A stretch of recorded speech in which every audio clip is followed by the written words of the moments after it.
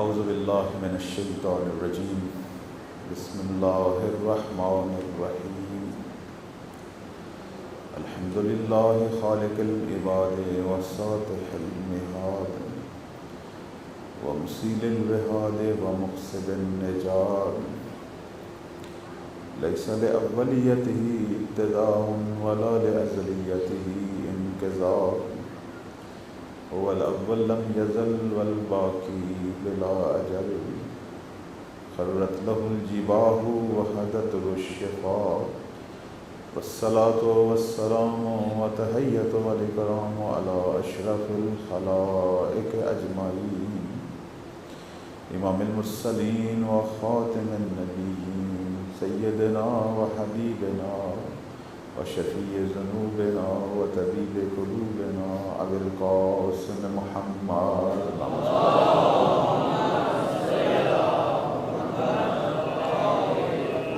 وعلى آله الطيبين الطاهرين المعصومين سيما بقية الله في الأرض أذهب الله عنهم الرجس وطهرهم تطهيرا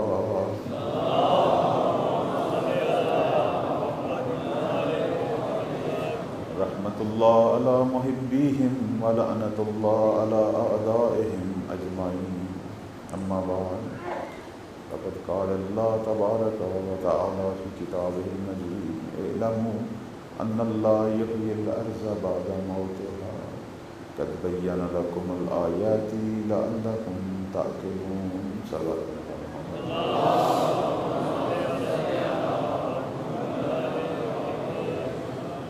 عزاداران سید الشہداء منتظران امام زمان پروردگار آج کی رات آپ سب کا یہ قصہ ہے منتقم آل محمد وارث حسین کی بارگاہ میں قبول منظور کرے۔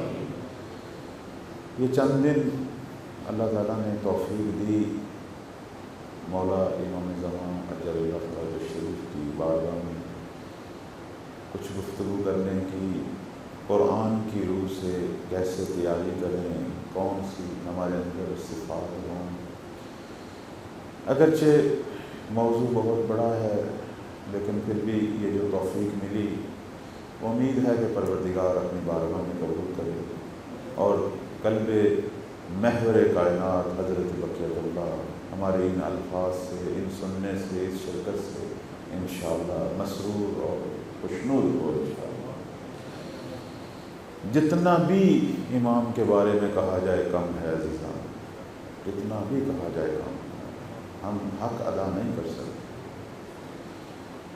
آج کی شب جو ہے ایک عظیم شب ہے، یہ وہ شب ہے کہ 61 ہجری میں ایک امام زمان نے اپنے اصحاب کو جمع کیا تھا اور ان سے ایک گفتگو کی تھی، اور جب ہمارا مولا ظہور کرے گا تو وہ بھی عاشور کا دن ہوگا۔ اکثر روایات کہتی ہیں امام زمان جو ہیں وہ عاشور کے دن ظہور کریں گے، تو شب عاشور وہ بھی بڑی عظیم شب ہوگی جب مولا اپنے ناصروں کو لے کر بیٹھے ہوں گے اور ان سے عہد و پیمان کریں گے۔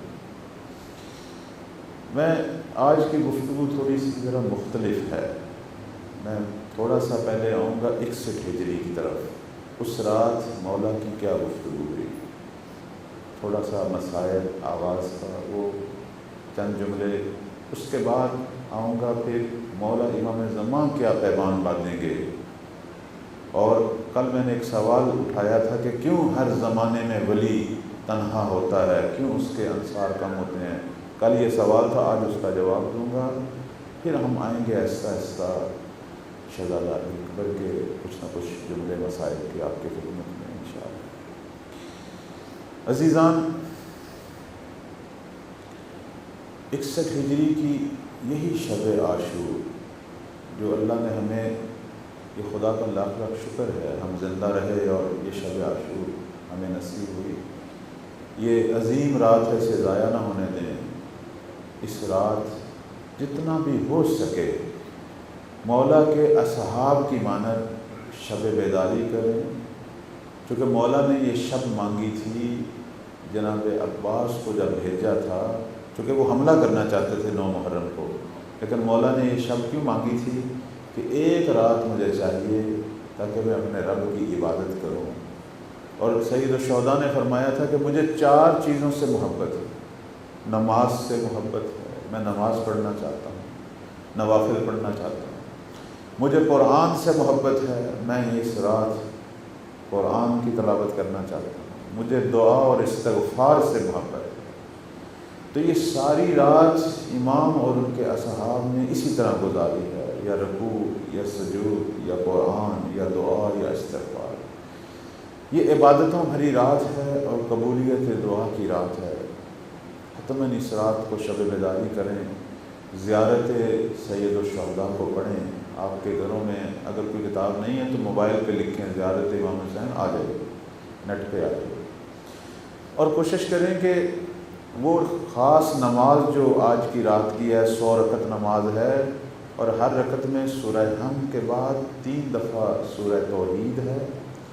یہ جب 100 رکعت آپ 2 رکعت کر کے پڑھیں گے، اس کے بعد 70 مرتبہ یہ ذکر پڑھنا ہے، وہی جو ہم تیسری چوتھی رکعت میں پڑھتے ہیں، سبحان اللہ والحمد للہ ولا الہ الا اللہ واللہ اکبر، اور اس کے بعد کہنا ہے لا حول ولا قوت الا باللہ العلی العظیم۔ یہ ذکر بھی فراموش نہ ہو، چونکہ اس رات کی عبادت کے بارے میں معصومین فرماتے ہیں کہ جو اس رات عبادت کرتا ہے اللہ اسے 70 سال کی عبادت عطا کرتا ہے، اس رات کی عبادت۔ بلکہ بعض روایت کہتی ہیں کہ جمیع ملائکہ جو عبادت کرتے ہیں، اور جتنی ان کی عبادت، اب ایک ملک فرشتے کی عمر کتنی ہے ہم آپ تصور نہیں کر سکتے، جمیع ملائکہ، سب ملائکہ کی عبادت کا ثواب آج کی رات کی عبادت میں ملتا ہے۔ تو یہ رات جو ہے وہ شاید زندگی میں دوبارہ ملے نہ ملے، اسے اس رات کو غنیمت سمجھیں، اپنے ذہنوں کو لے آئیں، ایسا ایسا ذہن آئیں 61 ہجری کی شب عاشور، جب ایک طرف خیموں میں قرآن پڑھنے کی آوازیں آ رہی ہیں، دعاؤں کی آوازیں آ رہی ہیں، اور دوسری طرف لشکر اشقیاء کے خیموں میں تلواریں تیز ہو رہی ہیں، نیزے تیز ہو رہے ہیں، خنجر تیز ہو رہے ہیں۔ اب یہ جو خیمہ تھا جس طرف سید الشہداء کے اصحاب تھے، وہاں چہروں پہ رنگ سرخ تھا، خوشی کا رنگ، اور اصحاب سید الشہداء بےتاب تھے کہ کب صبح ہو اور ہمیں حسین کی رکاب میں شہادت کا درجہ ملے، اور ایک دوسرے سے مذاق بھی کر رہے تھے کہ کس نے پہلے جا کے آب کوثر پینا ہے۔ ادھر یہ رنگ تھا، اور ادھر کیا رنگ تھا؟ لشکر اشقیاء کی طرف ادھر جو ہے کر تو وہ تلواریں تیز کر رہے تھے، لیکن چہرے سیاہ تھے، خوف تھا چہروں پر، ڈر رہے تھے کہ کل ہمارا کیا بنے گا۔ چند سکوں کی خاطر آئے ہوئے تھے ایمان بیچ کر، لیکن اس طرف جنت تھی، پتہ تھا ان سب کو کہ جنت کو بیچا ہے ہم نے، اور ادھر حسین اور عباس جیسی ہستیاں تھیں، خوف تھا قتل ہوں گے، لیکن اس طرف سید الشہداء کی طرف اللہ اکبر، کوئی خوف نہیں۔ قرآن مجید کہتا ہے کہ اولیاء اللہ جو ہیں لا خوف علیہم ولا یحزنون، اولیاء پروردگار کی صفات کیا ہیں کہ ان کے چہروں پر، ان کے وجود پر نہ خوف آتا ہے اور نہ وہ غمگین ہوتے ہیں۔ امام کے یہ جو چند اصحاب تھے یہ خوفزدہ نہیں تھے، بلکہ ایک بوڑھا صحابی جو رسول کا صحابی تھا جناب بریر، وہ بڑھاپے میں تھے، ہاتھ کام رہے تھے اور آنکھوں کی بھویں چہرے پہ آئی تھی، ان کو پٹی سے باندھا ہوا تھا بھویں اونچی کر کے، وہ بھی اپنی تلوار کو صاف کر رہے تھے اور ساتھ قرآن کی تلاوت کر رہے تھے، اور بار بار کہہ رہے تھے اے صبح عاشور تو کب ہوگی، میں بیتاب ہوں نواسہ رسول کی رکاب میں لڑنے کے لیے۔ یعنی وہاں یہ جذبے تھے، یہ جذبے حسینیوں کے ہوتے ہیں۔ اب مولا نے اپنے سارے اصحاب کو جمع کیا، ایک گفتگو مولا نے فرمانی تھی، یہ ایک امتحان تھا اصحاب کا۔ سب کو ایک خیمے میں جمع کیا، سب اصحاب آل سب جمع ہو گئے۔ سید الشہداء نے کہا اے میرے اصحاب باوفا، میں تم پہ راضی ہوں۔ اب میں نے جو مختلف مقاتل سے پڑھا، میں اس کا خلاصہ اپنی زبان میں بیان کر رہا ہوں، یہ میری زبان۔ کہا میرے عزیزوں، میرے اصحاب، میں تم پہ راضی ہوں، تم باوفا میرے اصحاب ہو، لیکن یہ جو باہر ملعون کٹھے ہوئے ہیں، یہ مجھے مارنے کے لیے کٹھے ہوئے ہیں، تمہارے لیے نہیں ہوئے۔ ان کا ہدف میں حسین ہوں، اور میں تم کو دکھوں میں، اذیتوں میں قتل ہوتا نہیں دیکھ سکتا۔ امام کی محبت دیکھیں اپنی امت، میں تمہیں قتل ہوتا نہیں دیکھ سکتا، لہذا میں چاہتا ہوں کہ تم واپس چلے جاؤ، میں اپنی بیعت اٹھا لیتا ہوں، اور جاتے جاتے میری بہنوں، پھوپھیوں اور میری بیٹیوں کو بھی ساتھ لے لو، چونکہ یہ مجھے مارنے کے لیے جمع ہیں اور ان کا کوئی ہدف نہیں۔ اب یہ اصحاب باوفا عزیزان، اپنے آپ کو کربلا میں تصور کریں، یہ اصحاب باوفا جو شوق شہادت سے مولا کے گرد جمع تھے، ان کے دل پر کیا حالت تھی، حیران ہو کے مولا کو دیکھ رہے تھے، حسین کو دیکھ رہے تھے کہ یہ کیا کہہ رہے ہیں۔ چپ کر کے بیٹھے رہے۔ اب میرے مولا نے کہا شاید تم یہ سوچتے ہوگے کہ ہم تو آئے تھے جنت کے لیے اور حسین ہمیں واپس بھیج رہا ہے۔ میں زہرا کا بیٹا تم سے وعدہ کرتا ہوں، روز معاشر تم سب کے لیے میں جنت، جب تک جنت میں تم کو داخل نہیں کروں گا میں جنت میں داخل نہیں ہوں گا، سب کے لیے جنت میں ہوں، میں خود تمہیں پروردگار سے وہ اجر اور جزا لے کے دوں، تم چلے جاؤ۔ یہ نہیں گئے، بیٹھے ہوئے۔ آخر میں سید الشہداء نے کہا کہ شاید حیا کر رہے ہو حسین کی آنکھوں کا، میرے سامنے اٹھنے سے شرم آتی ہے، اکبر چراغ بجھا دو۔ اکبر نے چراغ بجھا دیا، تھوڑی سی آوازیں آئیں۔ جب چراغ جلایا گیا، کوئی گیا تھا؟ نہیں عزیزان، کوئی بھی نہیں گیا تھا۔ اگر کوئی کہتا ہے تو درست نہیں کہتا ہے، جس نے جانا تھا 9 محرم سے پہلے چلا گیا، اب کوئی بھی نہیں گیا۔ صرف تھوڑی سی حالت بدل گئی تھی، جو بوڑھے تھے انہوں نے عمامے اتار کے اپنی کمر پہ باندھ لیے تھے کہ حسین کو جوان نظر آئیں، کہیں ہمارے بڑھاپے کی وجہ سے ہمیں واپس نہ بھیج دے، کمریں سیدھی کر کے بیٹھ گئے۔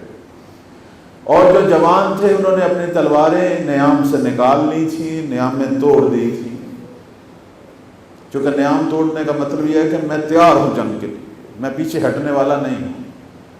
اور جن کی عمر کم تھی، بچے تھے، وہ اپنی ایڑیوں کے بل کھڑے ہوئے تھے، محبت کی علامت ہے۔ اب امام ان کو دیکھ رہے ہیں، اب مولا خاموش ہو گئے، اب یہ بولنا شروع۔ سب سے پہلے بریر حمدانی اٹھے، بوڑھے صحابی رسول، کہنے لگے حسین میں تیرے نانا کے ساتھ بھی جنگ کرتا رہا ہوں، ان کی رکاب میں لڑتا رہا ہوں، میں علی کی رکاب میں لڑتا رہا ہوں، حسین اب مجھے یہ موقع ملا ہے کہ میں تیری رکاب میں دشمنان دین سے لڑوں۔ مجھے پتہ ہے تو کیوں کہہ رہا ہے، اور تو امام ہے، تجھے یہ کہنا چاہیے، پر مجھے یہ بتا تجھے چھوڑ کر ہم جائیں کہاں، کدھر جائیں؟ اور اس کے بعد جناب زہیر اٹھے، کہنے لگے حسین مجھے وہ گھر بتا جو تیرے گھر سے اچھا ہو۔ اللہ، معرفت یہی ہے، مجھے وہ گھر بتا اور مجھے وہ ایمان بتا جو زمین پر تجھ سے بہتر ہو کہ ہم ادھر چلے جائیں۔ ہمیں تو 1000 بار بھی زندگی کا موقع ملے حسین، ہم تیری رکاب میں رہیں گے، تجھے نہیں چھوڑ کے جائیں۔ اور جناب سعید اٹھے، کہنے لگے او زہرا کے لال، تو ہماری زندگی کی فکر کرتا ہے؟ خدا کی قسم اگر 70 مرتبہ بھی مجھے زندگی ملے، میں تیرے قدموں میں ٹکڑے ہونا اور راکھ ہونا پسند کروں گا۔ جذبے ہیں۔ اور پھر حبیب اٹھتے ہیں، اب میں اسے اپنی زبان میں کہتا ہوں۔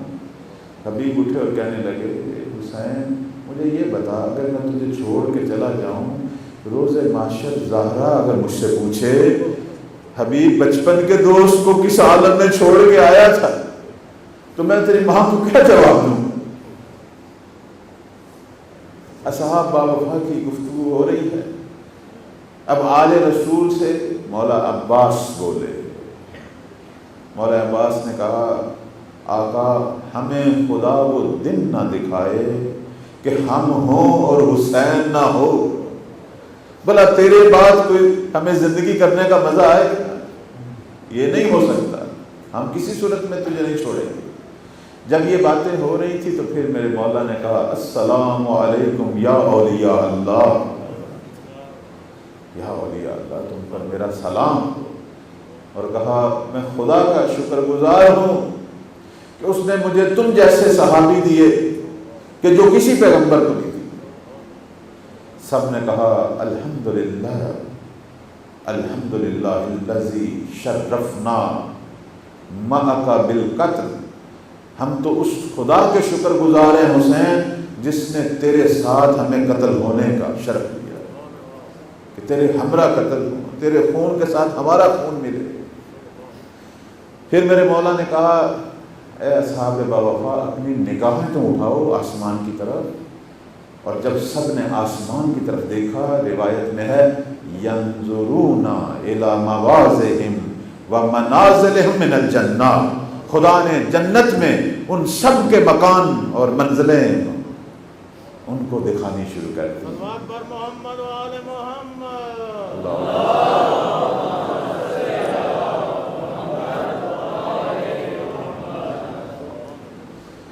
اب میرے مولا نے کہا ٹھیک ہے تم سب ایسا کرو، اپنے خیموں کو وہاں سے اکھاڑو اور میری بہنوں اور بیٹیوں کے خیموں کے اطراف میں لگاؤ تاکہ تمہارے قرآن پڑھنے کی آواز سے سیدادیوں کو تسکین قلب ہو. چونکہ دشمنوں کی تلواروں کو تیز ہونے کی آوازیں سن کر پریشان ہیں، تم اپنے خیمے ساتھ لے آؤ. انہوں نے کہا ٹھیک ہے. اب مولا یہاں سے نکلے اور چل پڑے. بی بی زینب کے خیمے کی طرف دیکھا، خیمے کے دروازے پہ زینب کھڑی ہیں اور پریشان. کہا بہن کیوں پریشان ہو؟ کہنے لگی حسین یہ لشکر دیکھ رہے ہو، اتنا بڑا لشکر جو تجھے مارنے کے لیے آیا ہے، آیا تیرے یہ چند ساتھی کہیں تجھے چھوڑ کر تو نہیں چلے جائیں گے؟ اب یہ بات یا بریر کے کان میں پڑی ہے یا حبیب کے. برحال یہ بات پڑی کسی کے کان میں، اس نے چیخ کر سب کو جمع کیا، کہا آؤ پھر آؤ. ابھی حسین نے امتحان لیا تھا، اب زینب امتحان لے رہی ہے. اور زہرا کے بچوں کو یقین دلائیں کہ ہم قتل ہونے کے لیے آئے ہیں، ہم چھوڑنے والے نہیں ہیں. یہ سارے جمع ہو گئے بی بی زینب کے خیمے کے سامنے. کہنے لگے آقا زادی ایک دفعہ باہر تو آ، ہمیں دیکھ تو صحیح. سب نے اپنی تلواریں اپنی گردن پہ رکھی ہوئی تھی. کہنے لگے زینب اگر تجھے یقین نہیں ہے ابھی اپنی گردنیں اتار کے تیرے بھائی کے قدموں میں رکھ دے، پریشان نہ ہو، ہم چھوڑنے والے نہیں. اجرکم اللہ اجرکم اللہ. اللہ تعالیٰ آپ کے یہ آنسو بارگاہ میں قبول کرے. اب جب ان اصحاب نے خیمے لگا لیے بیویوں کے خیموں کے اطراف میں اور قرآن پڑھنا شروع کر دیا، اب ان کی آوازیں جو ہیں وہ ظاہر اندر آ رہی تھی. اور اندر آنے والا امام سید سجاد جن پر مرض اور بخار کی شدت ہی غش تھا، ایک دم آنکھ کھلتی ہے مولا کی. بلاتے ہیں سکینہ کو، بہن یہ بابا کے اصحاب کی آوازیں اتنی اونچی کیسے آ رہی ہیں؟ کہنے لگیں کہ بابا نے خود حکم دیا ہے کہ اپنے خیمے یہاں ہمارے اطراف لگائیں. اچھا.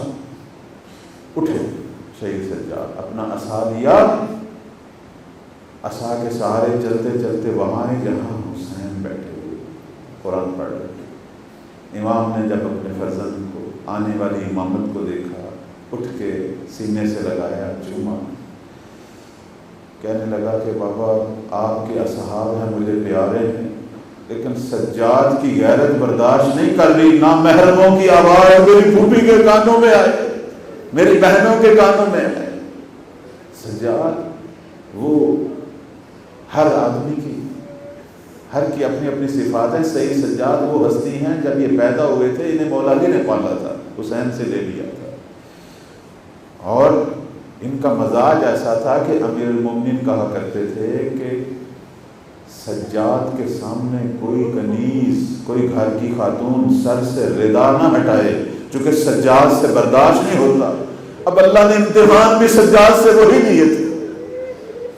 ایک مولا علی یہ کہتے تھے اور دوسرا کہتے تھے کہ سجاد کو پیاس بڑی لگتی ہے، اسے بار بار پانی دیا کرو، اور تیسرا کہتے تھے کہ اسے دھوپ بہت چبھتی ہے، سجاد کو چھاؤں میں رکھا کرو. یہ سارے امتحان اللہ نے سجاد سے دیے. اب جب سید سجاد نے کہا نا کہ بابا مجھ سے برداشت نہیں ہو رہا، بلاخر یہ نامحرم ہے، ٹھیک ہے ہماری پھوپھیوں کی بہنوں کی آوازیں ان تک نہیں جائیں گی لیکن ان کی تو آ رہی ہے. اب میں اسے زمانے حال سے کہوں گا. مولا نے کہا سجاد ایک رات ہے، صبر کر لے، آج کر لے، کل تو جان اور تیری پھوپھیوں اور بہنیں جان. اجر عزیزان، بڑی عجیب رات تھی، بڑی عجیب رات تھی. اب میں آتا ہوں اس رات کی طرف جو ہمارے امام نے اپنے اصحاب کے ساتھ بیٹھنا ہے. وہ بھی شب عاشور ہے، جب فرزند زہرا ظہور کرے گا. وہ روز عاشور ہے. اکثر جو روایات ہیں وہ یہ بتاتی ہیں کہ مولا امام زمان نے روز عاشور کو ظہور کرنا ہے، اور شب عاشور وہ بھی اپنے اصحاب کو 313 ستاروں کو لے کر بیٹھے. اور ہماری کتابوں میں آیا ہے کہ مولا نے کون سے عہد و پیمان لینے ہیں. 30 وعدے لینے ہیں میرے مولا نے اپنے اصحاب سے. 30 وعدے وہ لکھے ہوئے ہیں کتابوں میں. اب وہ ٹائم تو اتنا نہیں ہے کہ میں ان کا ذکر کروں، لیکن خلاصہ ان کا ذکر کروں گا.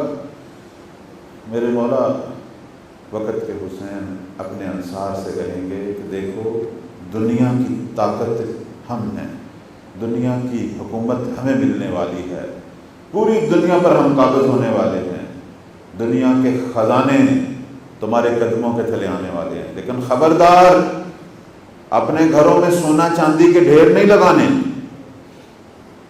زاہدانہ زندگی گزارنی ہے، سادہ لباس پہننا ہے، اور یہ سارا مال فقیروں مسکینوں میں تقسیم کرنا ہے، اور کبھی کسی سے سود نہیں لینا، کوئی رشوت نہیں لینی، کسی کے حق میں ظلم نہیں کرنا، کسی کا حق نہیں دبانا، اور ظالموں کو پکڑنا ہے اور انہیں سزا دینی ہے. مولا بہت سارے وعدے لیں گے، حتیٰ یہ وعدہ بھی لیں گے کہ اگر جنگ ہو رہی ہو اور کوئی دشمن کا سپاہی جنگ چھوڑ کر بھاگے، اس کے پیچھے نہیں جانا، اسے معاف کر دینا. کوئی کافر ہو، کوئی منافق ہو. یہ کردار ہے نا، یہ کردار علوی ہے، یہ امام کا کردار ہے. دنیا کے حاکموں کا یہ کردار نہیں ہوتا، وہ تو بھاگتے والوں کو بھی مارتے ہیں. یہ امام اسے کہتے ہیں، حکومت امام یہ ہوتی ہے. فرمائیں گے کہ درخت نہیں کاٹنے دشمن کے علاقے پر جو حملہ کرنا ہے، ان کے کھیتوں کو نقصان نہیں پہنچانا، دشمنوں پر پانی بند نہیں کرنا، دشمنوں سے عدالت اور بلند ترین اخلاق کے ساتھ پیش آنا.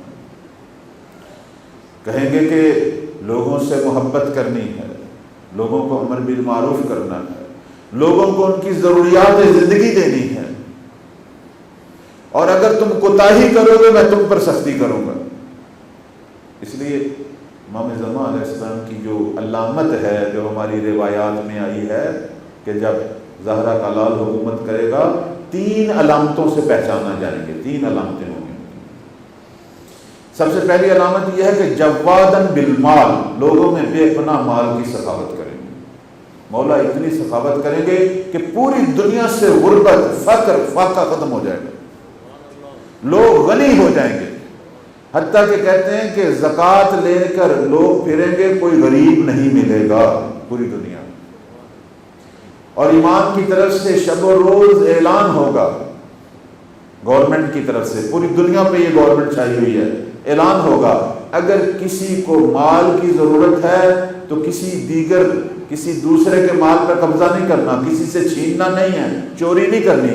اگر ضرورت ہے حکومت کے بیت المال کے دروازے کھلے ہیں، آؤ اپنی مرضی کا مال اٹھاؤ اور لے جاؤ. یہ دنیا کی عظیم حکومت جس کا ہم انتظار کر رہے ہیں، بے پناہ مال کی صفت. اور اس کے بعد فرماتے ہیں کہ رحیماً بالمساکین، دوسری علامت مسکینوں محتاجوں ان کے ساتھ رحمت سے پیش آئے گا زہرا کا بیٹا. رحمت کا مطلب کیا ہے؟ یعنی جس کے اندر جو کمی ہے وہ پوری کریں گے. چونکہ مسکین کئی قسم کا ہوتا ہے. ایک مسکین علم ہے، اس کے اندر علم نہیں ہے، جہالت ہے، مولا اسے علم سے نوازیں گے. ایک مسکین مال کا ہے، مالی مشکل ہے، مولا اسے مال سے نوازیں گے. ایک اخلاق کا مسکین ہے، اخلاقی حوالے سے کسی نے اس کی تربیت نہیں کی، مولا اسے عالی ترین اخلاقی احکام آداب سے اسے مزین کریں گے. ہر قسم کے مسکین کو امام رحمت سے نوازیں گے. تیسری علامت کیا ہے؟ شدیداً علی العمال. لیکن اپنی حکومت کے جو خدمت گزار ہوں گے، جو افسر ہوں گے، جو حاکم ہوں گے، جو گورنر ہوں گے، ان پر سختی کریں گے. ان پر سختی کریں گے کہ لوگوں کے حق میں کوتاہی نہ کریں. اور اگر کوئی لوگوں کے حق میں کوتاہی کرے گا، امام اسے نہیں بخشیں گے، اسے سزا دیں گے. وہ کہیں گے میں یہ حکومت برپا کی ہے عدالت لوگوں کو فراہم کرنے کے لیے، آسائش فراہم کرنے کے لیے، اور تم لوگوں کو تکلیف دے رہے ہو. میں ایسے حاکموں کو پسند نہیں کرتا. مولا رؤوفاً بالناس، عام لوگوں سے آؤ میں تمہیں دعوت حق دیتا ہوں، آؤ میں تمہیں پاکیزہ زندگی بتاتا ہوں، مومنانہ زندگی کیا ہے میں بتاتا ہوں. ان کی تربیت کریں گے، ان کی ساری ضرورتوں کو پوری کریں گے. دیکھیں انسان جب مجرم بنتا ہے نا، پیچھے ایک ضرورت ہوتی ہے، بس اوقات ایک کمی ہوتی ہے، وہ اپنی اس کمی کو پورا کرنے کے لیے جرم کرتا ہے، یا کسی نے اس کے حق میں ظلم کیا ہوتا ہے، یا اس کو اسلامی احکام کا نہیں پتہ، کوئی انسانیت کا شعور نہیں ہے، یا مالی مجبور تھا اور ان کاموں میں پڑ گیا، حرام کاری میں. برحال جو بھی ہے، امام اس کی ساری کمیاں پوری کریں گے تاکہ گناہ کرنے کا کوئی بہانہ نہ رہے. یہ امام کی حکومت. اور اماموں کی حکومت ہوتی ایسی ہے. ہم کیوں مولا کی حکومت کے خواہش مند ہیں؟ چونکہ ہمیں امیر المومنین جیسی حکومت چاہیے. دنیا علی کی حکومت کا عکس مہدی کی حکومت میں دیکھ لی، اور وہی سیرت ہے. کل میں نے جو سوال اٹھایا تھا کہ کیوں ولی خدا تنہا رہ جاتا ہے، اتنے نبی آئے، اتنی تبلیغ کی، لیکن تھوڑے سے لوگ قائل ہوئے. اور ہمارے امام بھی اسی طرح تنہائی کی زندگی گزاری ہے. امیر المومنین نے تنہائی کی زندگی گزاری ہے، امام حسن مجتبیٰ نے تنہائی کی زندگی گزاری، مجبور ہو کے صلح کی. مولا علی کتنے سال گوشہ نشین رہے. سید الشہداء کربلا میں تنہا تھے، یعنی جتنے ناصر آنے چاہیے تھے نہیں آئے، سب شہید ہو گئے. سید سجاد تنہا رہے، سارے امام. اور آج جس کی ہم امت ہے وہ بھی تنہا ہے. اور اس کی تنہائی کی نشانی کیا ہے؟ کہ ہم نے اپنے زمانے کے امام سے بات کرنے کے لیے پورے سال میں ایک دن رکھا ہوا ہے، نیما شبان. اس دن بیٹھ کے عریضے لکھتے ہیں. یعنی وہ امام جس سے صبح و شب بات ہو سکتی ہے، وہ امام جس سے ہر روز کلام ہو سکتی ہے، ہم نے ایک دن رکھا ہوا ہے. بھئی کس نے مجبور کیا ہے؟ آپ عریضہ ہر روز لکھ سکتے ہیں. آپ جب لکھ رہے ہوتے ہیں وہ پڑھ رہا ہوتا ہے، آپ جب بات کر رہے ہوتے ہیں وہ سن رہے ہوتے ہیں. وہ تو ہماری سوچوں اور خیالات کو بھی پڑھتے ہیں. اللہ نے بے پناہ علوم سے نوازا. صبح و شب اپنے امام سے توسل کرو. میں اکثر یہ کہا کرتا ہوں کہ اماموں سے ہمیں مانگنا کیا چاہیے. کبھی یہ سوچا ہے کیا ہم مانگتے ہیں اپنے امام سے؟ ہم عام طور پر ساری دنیا والی چیزیں مانگتے ہیں. ہم کہتے ہیں جی بیماری ہے، مولا آپ کے توسل سے شفا ہو. اولاد نہیں ہو رہی، آپ کے توسل سے اولاد ہو. رزق میں کمی ہے، مولا رزق ملے. یہ ساری چیزیں ہو سکتے ہیں. امام وسیلہ ہے، وہ دعا کرے سب کچھ ہو سکتا ہے. لیکن اللہ نے بھیجا کس لیے؟ ڈاکٹروں کا کام کرنے کے لیے نہیں بھیجا، بڑی معذرت چاہتا ہوں، اس کے لیے طبیب ہیں دنیا میں، یہ ساری جسمانی مرضوں کے طبیب بہتر سے بہتر موجود ہیں، اگرچہ امام کے پاس یہ طاقت ہے لیکن ہدف اس کا یہ نہیں تھا۔ اللہ نے جن مرضوں کے لیے بھیجا ہے اس مرضوں کا کوئی ڈاکٹر دنیا میں نہیں ہے۔ خدا نے حسد کا علاج کے لیے بھیجا، حسد کا دنیا میں کوئی ڈاکٹر ہے؟ اور جس کو غیبت کی بیماری لگی ہوتی ہے، سارے عمل ضائع کر بیٹھتا ہے، اس کا کوئی ڈاکٹر ہے؟ کسی کو ہرس کی بیماری ہے، کسی کو نفاق کی بیماری ہے، کسی کو ریا کی بیماری ہے۔ جن بیماریوں کا دنیا میں کوئی طبیب نہیں، ان سب بیماریوں کا طبیب وقت کا امام ہوتا ہے۔ ان بیماریوں کا علاج مانگیں۔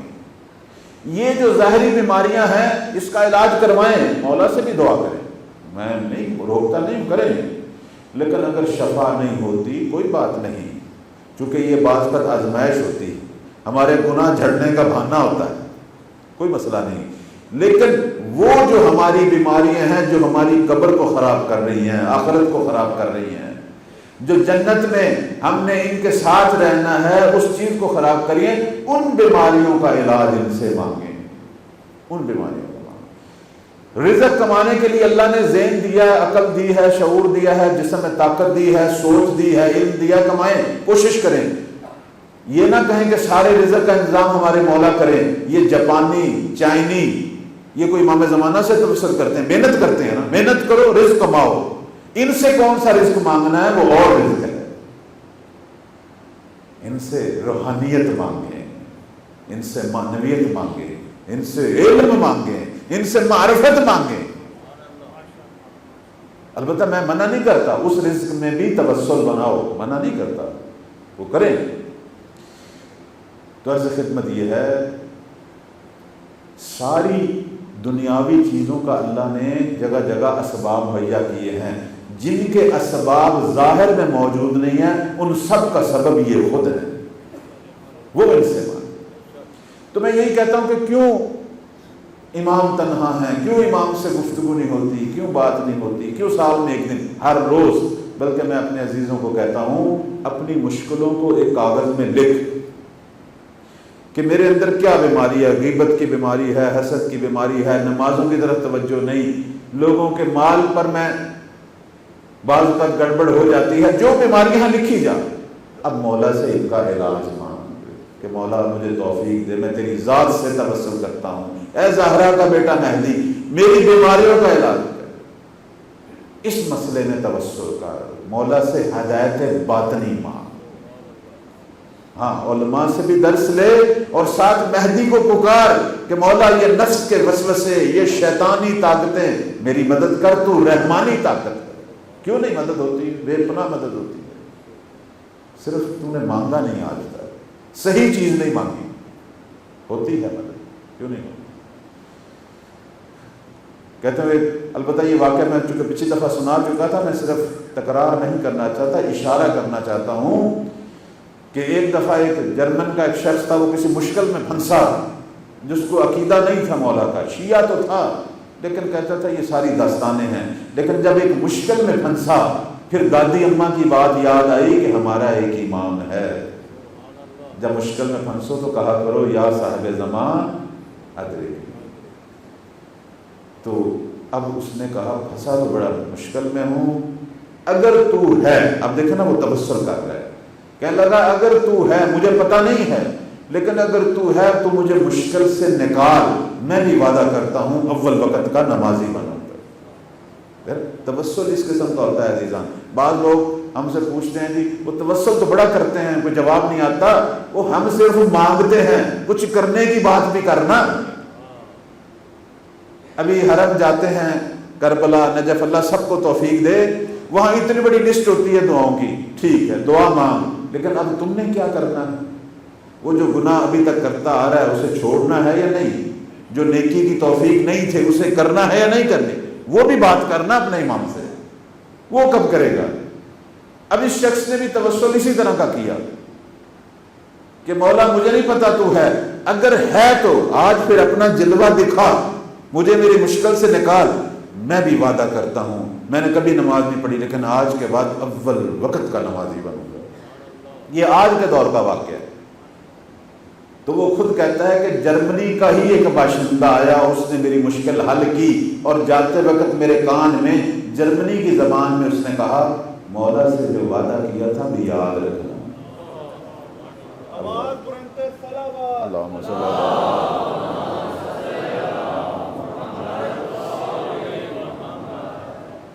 امام موجود ہیں ہمارے تمام احوال۔ علی اپنے زمانے میں اسی طرح مومنوں کے حالات پر اسی طرح توجہ رکھتے، لیکن کیوں تنہا تھے؟ میں اس نقطے کی طرف آ رہا ہوں، کیونکہ امام بلند اہداف رکھتے ہیں، تربیت کے، لوگوں کو وہ جنت تک پہنچانے کے، ان تمام جہانوں سے گزارنا نا مولا نے، دنیا کے پل سے بھی گزارنا ہے، قبر سے بھی گزارنا ہے، عالم محشر سے بھی گزارنا ہے، اور جنت تک پہنچانا امام کا کام یہ ہے۔ لہذا امام کے مقاصد ہوتے ہیں بڑے بڑے، جس میں کرنی پڑتی ہے محنت، زحمت۔ تو جو امام کے مخالف ہوتے ہیں ان کے پاس ہوتے ہیں شارٹ کٹ رستے، اور وہ ساری دنیا کے کام پورے کرنے والے۔ کبھی آپ نے سوچا مسلم جس کی 18,000 آدمی نے بیعت کی تھی، ایک ہی رات میں سارے کہاں فرار ہو گئے؟ چونکہ مسلم کی حمایت میں زحمت تھی، شہادت تھی، اور پھر جنت بھی تھی، وہ پتہ نہیں ملنی ہے یا نہیں ملنی۔ ابن زیاد کے سامنے پیلے پیلے سکے نظر آ رہے تھے، انہوں نے کہا جنت تو ہم نے نہیں دیکھی، پتہ نہیں ملے گی نہیں ملے گی، سکے تو نظر آ رہے ہیں نا، یہ تو دو۔ وہ دنیا کے چند سکوں کی خاطر سب نے اپنا ایمان، دشمنوں کے پاس یہ ہتھیار تھا۔ اماموں کے دشمن ہمیشہ اسی ہتھیار کو، کہ وہ لوگوں کو مادی فریب دیتے ہیں، لوگوں کا ایمان خرید لیتے ہیں۔ اب مولا علی سے کسی نے کہا وہ جو آپ کا دشمن ہے وہ بڑا چلاک ہے، وہ یہ کر رہا ہے وہ کر رہا ہے، اس کے ماننے والے تو دن بدن بڑھ رہے ہیں اور آپ کے ماننے والے تو ایسے ہیں۔ تو میرے مولا نے کہا سن، اگر چلاکی کی بات ہے، زیرکی کی بات ہے، تو دنیا پر روئے زمین پر علی سے زیادہ کوئی زیرک نہیں۔ بات یہ ہے کہ وہ خدا سے نہیں ڈرتا، علی کو خوف خدا ہے۔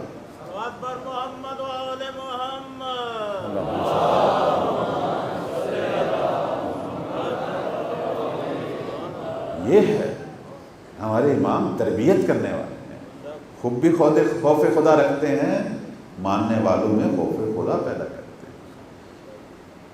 ہم اس لیے تو اپنے اماموں کے عاشق ہیں، کیونکہ جو اسلامی اخلاق جو ان کے وجود میں نظر آتا ہے وہ کسی جگہ نہیں۔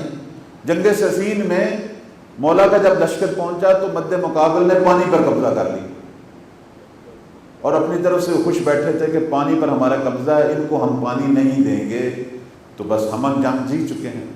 امام نے چند بار انہیں سمجھایا کہ پانی ایک عمومی چیز ہے، اس سے چرند پرند ہر چیز کو اللہ نے یہ پانی سب کے لیے بنایا، اور تم میں اگر کوئی جان ہے، اگر کوئی تم کے اندر بہادری تو آؤ میدان میں لڑو، پانی کیوں بند کرتے ہو؟ اگر تمہیں شوق ہے لڑنے کا تو میدان میں پہلوانوں کی طرح آؤ اور مردانہ لڑو، پانی بند کرنا یہ کہاں کی؟ انہوں نے کہا نہیں یہ ہماری سیاست ہے۔ اچھا، امیر المومنین نے فوج کو حکم دیا، ان کو مار بگایا اور اب پانی پر مولا کا قبضہ ہو گیا۔ جب مولا کا قبضہ ہوا امام نے کہا میرے عزیزو مومنو، ہم ان جیسے نہیں ہیں، پانی سب کے لیے ہے، وہ بھی پئیں تم بھی۔ انہوں نے کہا مولا وہ اس نے پانی ہم پر بند کیا ہوا تھا، کئی دن سے ہمیں پیاسا مارا ہے۔ امام نے کہا پھر میرے اور ان میں فرق کیا ہو گیا؟ ہم خدائی لوگ ہیں، خدا اپنے دشمنوں کو بھی پانی پلا رہا ہے، اپنے منکروں کو، کفار کو بھی رزق دے رہا ہے۔ ولی بھی خدا کے تمام صفات کا جلوہ ہوتا ہے، جس طرح وہ مہربان ہے میں بھی مہربان، کوئی بات نہیں، پینے دو پانی نہیں، پئیں۔ نہ کہ صرف مولا علی کی یہ عظمت ہے، علی والوں کی یہ عظمت ہے، سارے علی والے ایسے۔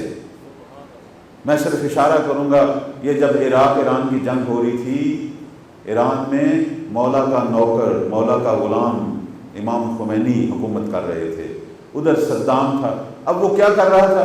وہ ایرانی شہروں پر بم گرا رہا تھا، میزائل گرا، عام لوگوں کو مار رہا تھا۔ ایک تو جنگ بارڈر پہ ہو رہی ہے فوجیوں کی، اس سے ہٹ کر شہروں پر۔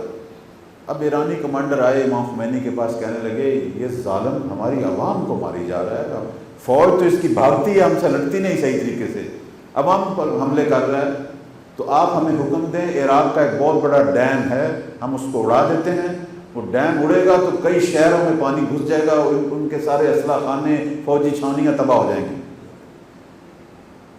تو یہ تو علی والا تھا نا۔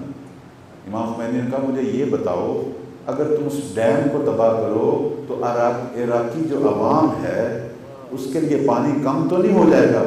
کہنے لگے ہاں کم ہوگا۔ فرمایا ہم یہ کام نہیں کریں گے، یہ کام نہیں کریں گے، ہماری جنگ ان ظالموں سے ہے، عوام سے تو نہیں ہے، اس کو کیوں ہم تنگی کا شکار ہونے دیں؟ یہ علی والوں کی سیرت ہے۔ علی والے لڑتے ہیں، ظلم نہیں کرتے، ہمیشہ ایسے ہی ہے۔ داعش کا کردار دیکھو، حزب اللہ کا کردار دیکھو، حشر شادی کا دیکھو، وہ کس طرح ظلم کرتے تھے، نہ بچوں پہ رحم نہ خواتین پہ رحم، کس طرح ذبح کرتے تھے۔ لیکن جب یہ گئی ہے فوج، عراقی اور ایرانی فوج، اور انہوں نے ان کے علاقوں پر قبضہ کیا ہے، انہوں نے کسی پہ ظلم نہیں کیا، ان کے بچوں کو بھی تحفظ دیا ہے، ان کی زوجات کو بھی تحفظ دیا ہے، نہ ان کا پانی بند کیا، نہ غذا بند کیا ہے، بلکہ ان کو بھی دشمنوں سے بچایا ہے، صرف ظالم کو مارا ہے جو سامنے آتا ہے۔ علی والا یہ، حسین والے یہ۔ آپ کی زحمتوں کو کم کرتا ہوں، جناب مسلم جب کوفہ میں تھے اور لوگ اپنی بیعت توڑ رہے تھے، ابن زیاد چونکہ کوفہ میں آ چکا تھا اور جگہ جگہ جناب مسلم کو ڈھونڈ رہا تھا، تو جناب مسلم کہاں تھے؟ ہانی کے گھر، اور جناب ہانی مریض تھے، تو ابن زیاد عیادت کے بہانے آیا جناب ہانی کے گھر۔ اصل اس کا ذہن اور تھا کہ میں دیکھوں یہاں مسلم ہے یا نہیں۔ اب جناب ہانی نے جناب مسلم کو ایک پلان دیا کہ ابن زیاد جب آئے گا میرے کمرے میں اکیلا ہوگا، اس کے گارڈ وغیرہ باہر کھڑے ہوں گے، وہ اکیلا ہوگا، وہ میری عیادت کو آ رہا ہے، فتنے کی جڑ ہے یہ، مسلم تو پردے کے پیچھے چھپ جا، جب وہ آئے تو تم حملہ کر کے اس کا سر اڑا دے تاکہ یہ ختم ہو جائے۔ اگر یہ ختم ہوگا تو ہم بڑے آسانی سے پورے کوفہ پر قابض ہو جائیں گے۔ اب جناب مسلم نے پہلے تو مان لیا، پردے کے پیچھے چھپ گئے۔ اب جناب ہانی کے پاس وہ ابن زیاد آیا، پلان یہ تھا کہ ہانی کچھ دیر کے بعد کھانسیں گے تاکہ مسلم حملہ کرے۔ اب جناب ہانی ایک دفعہ کھانسے، دو دفعہ کھانسے، تین دفعہ کھانسے، لیکن مسلم باہر نہیں آئے۔ آخر ابن زیاد کو شک پڑ گیا، وہ فوراً نکل گیا۔ بعد میں جب مسلم باہر آئے تو ہانی نے کہا کیا کیا مسلم تم نے، بڑا اچھا موقع تھا، فتنے کی جڑ جو ہے وہ ختم ہونے والی تھی۔ تو جناب مسلم نے کیا کہا؟ انہوں نے کہا کہ مجھے فرمان رسول یاد آ گیا تھا، میرے رسول نے کہا تھا کسی کو دھوکے سے نہیں مارنا۔ یہ علی والوں کی سیرت نہیں، یہ ہے ہمارا مزاج، یہ ہمارے اماموں کا مزاج یہ ہے اور ان کے غلاموں کا مزاج یہ ہے، کسی کو دھوکے سے نہیں مارنا۔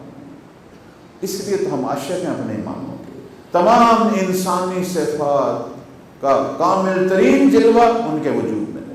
اس لیے صرف ہم نہیں عاشق، دنیا میں جس نے بھی ہمارے جس امام کو پڑھا وہ ان کا عاشق ہو گیا، سارے عاشق ہیں ہمارے اماموں کے، اور ان کی شان میں وہ کچھ لکھا صرف ہم نے نہیں لکھا، مسیحوں نے لکھا، ہندوؤں نے لکھا۔ کیوں؟ وہ کہتے تھے کہ سب کچھ ان میں ہے، اگر انسانیت کے کمالات ہیں تو وہ ان میں، اگر محبت ہے اور رحمانیت کے اعلیٰ ترین مظاہر ہیں وہ ان میں ہے، اگر خدائی جلوے ہیں اور خدا کی وہ تمام صفات جو اپنے بندوں کے ساتھ ہیں، پیار و محبت کی، وہ ساری ان میں۔ صلوات بر محمد و آل محمد۔ اللہم صلی اللہ۔ آخری بات جو میری ہے وہ یہ ہے عزیزان، یہ میں نے چند روز ذکر تو مولا کا کیا ہے اور آپ لوگوں نے بڑی توجہ سے محبت سے سنا ہے۔ پروردگار آپ سب کو مولا امام زمان کے ناصروں میں سے کرائے، اور یہ زحمت، یہ محبت انشاءاللہ ان کی طرف سے جواب ہو انشاءاللہ۔ اگرچہ مجھے یہ پتہ ہے کہ حق ادا نہیں ہوا اور میں شرمندہ ہوں اپنے مولا کی بارگاہ میں، جس طرح حق ادا کرنا چاہیے تھا نہیں ہوا۔ عزیزان، امام ہم میں سے سب کے منتظر ہیں، 1200 سال ہو گئے، ہم نے مولا کو بڑا لمبا انتظار کروا دیا، یقین مانیں اتنی دیر تک حسین منتظر نہیں رہا جتنا ہم نے مہدی کو انتظار کروا دیا۔ مجھے آپ دیکھیں، مولا اپنے سارے بچے قربان کرنے کے بعد صبر نہیں کر سکے، چونکہ انسان عزیزوں سے، اپنے بچوں سے، بھائیوں سے دوری کتنی دیر تک برداشت کرے؟ مولا نہیں برداشت کر سکے، بالاخر خالق حقیقی کی بارگاہ میں پیش ہوئے، حسین پیش ہوئے۔ کہتے ہیں کہ الانتظار اشد من الموت، انتظار جو ہے وہ موت سے بھی شدید ہے۔ 1200 سال سے مہدی زہرا منتظر، اور مولا مہدی نے کئی دفعہ بارگاہ خدا میں شکوہ کیا، حتیٰ کہ اپنے دادا حسین سے شکوہ کیا کہ دادا حسین، میں تنہا رہ کر تنگ آ چکا، کتنی دیر تک صبر؟ پتہ نہیں کیوں نہیں یہ امت، یہ شیعہ، یہ میرے جوان مجھے یاد کرتے، میرے لیے کچھ نہیں کرتے، کوئی تیاری نہیں کر رہے، میرے لیے شب و روز پتہ نہیں کتنی مشکل سے میں گزار رہا۔ مولا وہی 10-12 ہزار لوگوں کے منتظر ہیں جو ہم میں سے ظاہر ہونے ہیں۔ تیاری ہم نے کرنی ہے، ہم نے اپنے آپ کو بدلنا ہے، مولا کی منشا کے مطابق ان کی معرفت پیدا کرنی ہے، اور یہی اماموں کی تعلیمات ہے، ان کے مطابق ہم نے اسی طرح کی زندگی گزارنی ہے جس طرح کی ابو ذر گزارتے تھے، مالک گزارتے تھے۔ اور کیا چاہتے ہیں؟ لفظ مالک میرے منہ میں آ گیا، مالک کی عظمت امیر المومنین بیان کیا کرتے تھے۔ جب مالک کی شہادت ہوئی نا، مولا رو کے کہا کرتے تھے کہ مالک وہ ہے کہ لا یقدم ولا یحجم، لا یقدم ولا یؤخر الا امری۔ مالک وہ ہے جو نہ آگے بڑھتا ہے، نہ پیچھے ہٹتا ہے، نہ کسی کو بڑھاتا ہے، نہ ہٹاتا ہے، فقط میرے حکم سے۔ شیعہ یہ ہے جو امام کی منشا سے اٹھتا ہے، بیٹھتا ہے۔ امام اس قسم کے شیعہ چاہتے ہیں کہ میری منشا کے مطابق دن گزارو، پروردگار کی جو تعلیمات ہیں اس کے مطابق دن گزارو۔ یہی امام کی منشا بھی یہی ہے، اور کیا ہے؟ وہی جو خدا کی منشا ہے، تاکہ میں تم میں سے اپنے ناصر چنوں۔ امام اس کے مالک کی یہ صفت تھی کہ وہ کاملاً مطیع تھا، غرق تھا اپنے امام کی منشا، علی کی نگاہ سے سوچتا تھا، علی کی نگاہ سے دیکھتا تھا۔ اور امیر المومنین تو مالک کے فضائل پڑھتے تھے، کہتے تھے کہ رحم اللہ مالکن کان لی کما کنت لرسول اللہ۔ خدا کی قسم، خدا مالک پر رحم کرے، خدا کی قسم مالک میرے لیے ایسا ہی تھا جیسے میں علی رسول کے لیے تھا۔ جس طرح میں مطیع تھا پیغمبر کا، مالک اس طرح میری اطاعت کرتا۔ امام ہم سے اطاعت چاہتے ہیں، وہی اطاعت خدا ہے۔ عزیزان، گناہوں سے، ایک دوسرے کو دکھ درد دینے سے، یہ وہ چیزیں جو میرے مولا کی غیبت کو بڑھا رہی ہیں۔ حقوق اللہ، حقوق العباد، وہ وہی چیزیں ہیں۔ اور اپنے امام کی معرفت، اپنے امام سے توسل، ہر روز اپنے امام کی بیعت کر، اور رات کو امام کو سلام کر کے سو، اور اگر کوئی دن میں گناہ ہوا ہے تو امام سے معذرت کر، خدا کی بارگاہ میں توبہ کر، اور مولا سے دوبارہ وعدہ کر کل اس سے بہتر دن گزاروں۔ امام والے ہیں، ہمارا وارث ہے، ہمارا ولی ہے، ہم بے ولی بے وارث نہیں ہیں، لیکن وارث سے ہمارا تعلق کیوں نہیں ہے، رابطہ کیوں نہیں ہے؟ یہ رابطہ پیدا ہے۔ بہت آپ لوگوں کو زحمتی اب آتے ہیں آج کے جو مسائل، اس شہزادے کے مسائل میں نے تھوڑے سے پڑھنے ہیں کہ جو شبیہ پیغمبر تھے۔ میں بڑی ذمہ داری سے یہ جملہ کہہ رہا ہوں، جو کچھ میں نے روایات میں پڑھا، شاید یعقوب کو یوسف سے اتنی محبت نہیں تھی جتنی حسین کو علی اکبر سے ہوا۔ بڑی ذمہ داری سے علی اکبر جب چھوٹے سے تھے، ایک دفعہ مولا ہمیشہ اکبر کو سینے سے لگائے رکھتے تھے، چھوٹے سے تھے، ایک دفعہ مسجد نبوی میں لے گئے تو علی اکبر نے کہا بابا میں نے انگور کھانے ہیں، انگوروں کا موسم نہیں تھا۔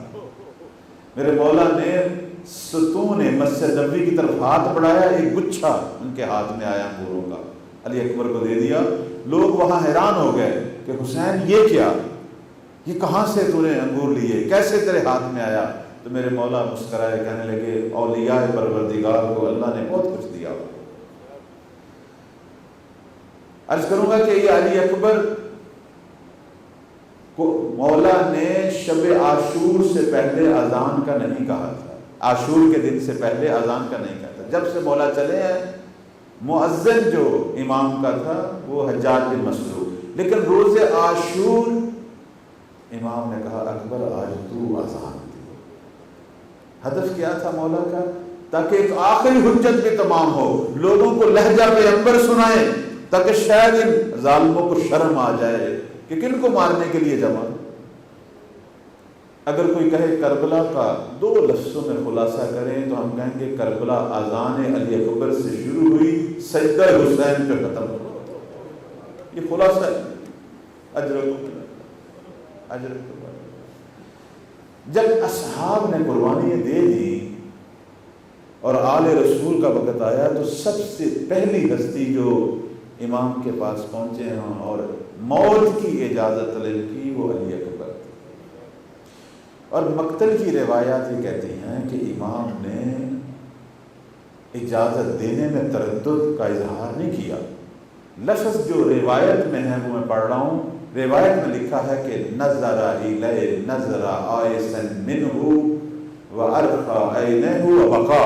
حسین نے ایک مایوس سی نگاہ اکبر پر ڈالی اور اپنی آنکھوں کو رونے کے لیے چھوڑ دی، گریہ کرنا شروع کر. کسی نے چھٹے امام سے پوچھا مولا ایک باپ کے لیے میٹھی چیز کیا ہے؟ فرمایا جوان بیٹا. کہا باپ کے لیے دنیا کی تلخ ترین چیز کیا ہے؟ فرمایا جوان بیٹے کی موت. فرماتے ہیں موت الولد قاسمۃ الزہر، جوان بیٹے کی موت تو باپ کی کمر توڑ دے. اجر و کمر. اب مولا نے علی اکبر کو تیار کیسے کیا؟ رسول اللہ کی زرہ پہنائی، رسول اللہ کا امامہ سر پہ رکھا، تلوار رسول اللہ کی دی، بالکل شبیہ پیغمبر بنا. شبیہ تھے کاملاً پیغمبر کی جیتی جاگتی تصویر. کہنے لگے اکبر بیٹا تو جا تو رہا ہے، ایک دفعہ بہنوں اور بھائیوں سے ملتا چلا. اب میں وہ منظر بیان نہیں کر سکتا کہ جب اکبر خیام حسینی میں داخل ہوئے ہیں تو وہاں کیا حالت تھی. صرف اتنا کہوں گا کہ بیویوں نے ہلکا باندھا ہوا تھا، یہی آواز آ رہی تھی واہ علی واہ حسینا. بیویاں لپٹی ہوئی تھی. کوئی بیوی ہاتھ پڑ گئے، ہاتھ علی اکبر کا پکڑ کے کہہ رہی تھی اکبر ہم پہ رحم کر، تو نہ جا. اور ایک 4 سالہ بچی اکبر کے زانوں سے لپٹی ہوئی کہہ رہی تھی بھیا اکبر جو بھی گیا ہے واپس نہیں آئے. اب کس طریقے سے علی اکبر واپس اس خیمے سے نکلے ہیں؟ صرف کتنی دیر تک خیموں سے بیویوں کے گریے کی آواز آتی رہی. سید الشہداء نے اکبر کو تیار کیا اور بھیجا کربلا کے میدان کی طرف. اس وقت مولا نے بارگاہ خداوندی میں کہا اللہم اشہدھا علی ہؤلاء القوم، پروردگار تو گواہ ہے اس قوم پر کہ لقد برز الیہم اشبہ الناس خلقا وخلقا ومنطقا بالرسول. خدایا تو گواہ ہے میں اس جوان کو ان کی طرف بھیج رہا ہوں کہ جو تیرے نبی کی خلقت میں، اخلاق میں، گفتار میں سب سے زیادہ تیرے نبی کے مشابہ ہے. فرماتے ہیں کننا اذا اشتقنا الی زیارت نبی. خدایا جب بھی مجھے نانا رسول کی یاد آتی تھی اکبر کو دیکھ لیا کرتا تھا. ابھی آپ دیکھیں یہ ربیع الاول کا مہینہ آئے گا نا، ہمارے بھائی پیغمبر کی محبت میں جلوس نکالیں گے تو نالین پیغمبر کا سٹیکر تصویر ہوتی ہے جو سینوں میں لگائی ہوتی ہے اور اس کو چوم رہے ہوتے ہیں. آج کے مسلمان کتنے اچھے ہیں، نالین پیغمبر کی شبی کا احترام کرتے ہیں. 61 ہجری کا مسلمان کتنا ظالم تھا، جیگتی جاگتی شبی کو خاک و خون میں ملا دیا. اجرکم اللہ، اجرکم اللہ. اب مولا نے جب اکبر کو سوار کیا، علی اکبر سوار ہوئے نا، تھوڑا سا چلے، گھوڑے کو دوڑایا تو ایک دم محسوس ہوا پیچھے سے کوئی بھاگتا ہوا آ رہا. پیچھے مڑ کر دیکھ رہا ہے تیزی سے آ رہے ہیں اور کہہ رہے اکبر رک کبھی. فوراً گھوڑے سے اترا، کہنے لگا بابا ابھی تو آپ نے مجھے رخصت کیا تھا، امام نے آ کے گلے سے لگایا اور پیشانی چومی، کہا اکبر کاش تو بوڑھا باپ ہوتا اور تیرا جوان بیٹا موت کی طرف جا رہا ہوتا۔ اجرکم اللہ، اجرکم اللہ، خدا آپ کے آنسوں کو قبول کرے۔ یہی آنسوں قبول ہونے والی رات ہے شب عاشورا۔ کہا اکبر کاش تو بوڑھا باپ ہوتا۔ میں پھر تجھ سے پوچھ، دوبارہ اکبر کو سوال کیا، کہا اکبر بیٹا تو لڑے گا میدان میں، لیکن کبھی کبھی میری طرف اپنا چہرہ کر کے مجھے دیکھ لیا کرنا، میں تیری زیارت کرتا رہا۔ اب علی اکبر گئے۔ ہماری مقاتل کی روایت کہتی ہیں کہ 120 ملاعین کو جہنم واصل کیا علی اکبر، بڑے بہادری سے لڑے، بڑے بہادری سے لڑے، لیکن جسم پر زخم تھے، زخموں سے خون بہ رہا تھا۔ اب دور سے بابا نے یہ حالت دیکھی، ایک دفعہ آئے لیلا کے پاس، کہنے لگے تو ماں ہے، میں بھی دعا کرتا ہوں ایک دفعہ میرا اکبر واپس آ جائے۔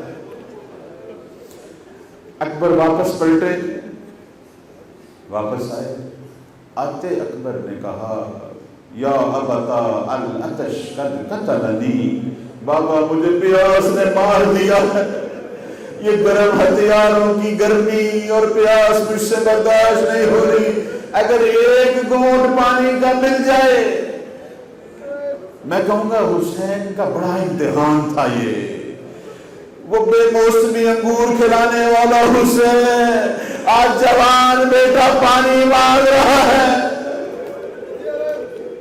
اجرکم اللہ، اجرکم اللہ، کیا کرے حسین یہاں؟ مولا نے کہا اکبر میرے پاس آؤ، یا بنیا ہاتھ لسانے، بیٹا اپنی زبان میرے منہ میں ڈال، شاید تجھے سکون ہو جائے۔ اکبر نے جب اپنی زبان حسین کے منہ میں ڈالی نا تو فوراً زبان کھینچ لی، کہنے لگا بابا آپ کا حالت تو مجھ سے بھی زیادہ سوکھا اور خشک ہے۔ اجرکم اللہ، لوگوں کو کیا پتا تھا حسین کی پیاس کا؟ یہ لوگ کہتے تھے کہ حسین نے اپنے اصحاب پہلے کیوں مروائے، بعد میں آخر میں کیوں؟ ان کو کیا پتا تھا؟ حسین یہ چاہتے تھے جلدی پہنچے، آب کوثر پیے، خود پیاسے رہے۔ اصحاب کو اس لیے تو بھیجا تھا کہ جاؤ جلدی سے راہ ہو میرے نانے کے ہاتھ۔ اب مولا نے اپنی انگوٹھی اتاری، کہا اکبر یہ نگینہ ہے، اس منہ میں لے دو، شاید تجھے تسکین ہو۔ دوبارہ اکبر جنگ کی طرف آئے۔ مقتل یہ کہتا ہے کہ 80 ملعونوں کو دوبارہ جہنم واصل کیا۔ اب ایک ایک سے لڑ رہے تھے تو عمر ابن سعد نے کہا یہ علی اکبر ہے، یہ حیدر کرار کا پوتا ہے، اس طرح لڑتے رہو گے شام تک ختم ہو جاؤ گے، سارے مل کر حملے کرو۔ اب سب نے شروع کر دیا حملہ کرنا، اب اکبر لڑ رہے ہیں، سب مل کے حملہ کر رہے ہیں۔ تو وہ جو ملعون تھا منکس بن مرہ، اس نے چھپ کر سب سے پہلے تو نیزہ مارا۔ وہ نیزہ بہت بری طرح لگا مولا کو۔ اب مولا کو جب نیزہ لگا پھر اس نے چھپ کر سر پہ تلوار کا وار کیا۔ اب جب تلوار کا وار ہوا نا تو علی اکبر کے ہاتھ سے اپنی تلوار گر گئی۔ روایت کہتی ہیں کہ مولا نے گھوڑے کے گردن میں اپنے بازو ڈال لیے اور گھوڑا اتفاق سے لشکر اشکیا کی طرف چلا گیا۔ اب میں آگے والا جملہ کہوں گا، پتہ نہیں کیسے آپ تحمل کریں گے۔ روایت کہتی ہے جب گھوڑا لشکر اشکیا میں داخل ہوا ہے نا، فَقَتَلُوا بِأَسْيَافِهِمْ إِرْبًا إِرْبًا، اب سب نے تلواروں سے اکبر کے ٹکڑے کرنے چلے۔ اجرکم اللہ، اجرکم اللہ، اجرکم اللہ۔ دفاع کرنے والا تو کوئی نہیں تھا۔ اجرکم اللہ۔ بلاخر وہ وقت آیا کہ علی اکبر گھوڑے سے نیچے آئے ہیں۔ جب نیچے آئے ہیں سب نے تو پکارا تھا بابا کو، حسین کو۔ اکبر نے کہا میرا بابا بہت دکھی ہے، پکارا نہیں، صرف کہا علیکم منی سلام یا ابتا، بابا میرا آخری سلام قبول ہو، آنے کی زحمت نہ کرے۔ اور اس کے بعد پھر اکبر نے سوچا کہ بابا کو میری پیاس کی فکر ہے، فوراً کہا بابا حسین دیکھو نانا آ گئے ہیں مجھے پلانے کے لیے، میری پیاس بجھ گئی ہے۔ اجرکم اللہ، اجرکم اللہ، اجرکم اللہ۔ یہ اکبر کا آخری سلام تھا۔ حسین اٹھتے ہیں بیٹھتے ہیں۔ اب مولا نے چلنا شروع کر دیا جہاں اکبر کا لاشا پڑا۔ اب ہمارے بعض راوی کہتے ہیں کہ حسین چل تو رہے تھے لیکن جانبوں میں جان ختم ہو چکی تھی۔ ایک وقت ایسا آتا ہے کہ مولا بیٹھ جاتے ہیں اور زانوں میں زانوں اکبر کی طرف جا رہے ہیں اور کہہ رہے اکبر میری بینائی نہیں رہی، تو ذرا بول تو صحیح تو کہاں ہے؟ اجرکم اللہ، اجرکم اللہ۔ بلاخر پہنچتے ہیں جہاں اکبر کا لاشا پڑا ہے۔ اب اکبر کا سر اپنی گود میں رکھتے ہیں، گرد و غبار صاف کرتے ہیں، اب کبھی پیشانی چومتے ہیں۔ اکبر کا آخری وقت تھا، جان کنی کا عالم تھا۔ حسین نے اکبر کی جان کنی کا عالم دیکھا تو اس کے بعد کہا یا بنیا بعدک الافا، بیٹا تیرے بعد اس دنیا پر خواب ہو۔ حسین اب اس دنیا میں نہیں رہنے کے قابل جہاں اکبر نہیں۔ پھر مولا نے اپنے گال اکبر کے گالوں پہ رکھے اور وہاں مولا نے وہ اپنا درد بڑا مرثیہ پڑا، کہنے لگے یا بنیا لقد استرحت من ہمها وغمها وبقي ابوك وحيدا فريدا۔ اکبر تو دنیا کے غموں سے نجات پا گیا ہے لیکن تیرا بابا مظلوم تنہا رہ گیا ہے۔ اجرکم اللہ، اجرکم اللہ۔ اب مولا نے وہ سینے سے وہ پہلو سے وہ جو نیزہ نکالا ہے، بس وہ نیزہ نکالنے کی دیر تھی، اکبر دنیا سے چلے گئے۔ اب امام نے بڑی کوشش کی اکبر کا لاشا اٹھانے کی، نہیں اٹھا سکا حسین۔ آخر میں خیام کی طرف رک کر کے کہا او بنی ہاشم کے بچوں آؤ، بوڑھے باپ سے جوان بیٹے کا لاشا۔ اللہ لعنت اللہ علی الظالمین، سیعلم الذین ظلموا۔